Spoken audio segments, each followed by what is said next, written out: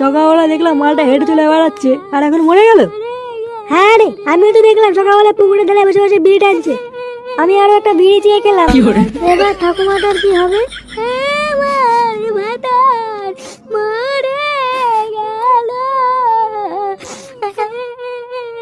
কালকে ছেলেটা মরলো তাহলে। গুড মর্নিং 2.5 টাকা পেতাম, বাড়া না দিয়ে মরে গেল। সে বাড়া দেবে দেবে না দেবে না দেবে, আজ থেকে বাড়া বুড়োর বউ আমার। কি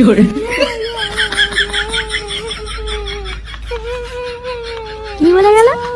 ও যা বলে বলুক গিয়ে, ছাড় বাড়া। এই বালটা মনে হচ্ছে হার্ট ফেল করেছে, শিওর।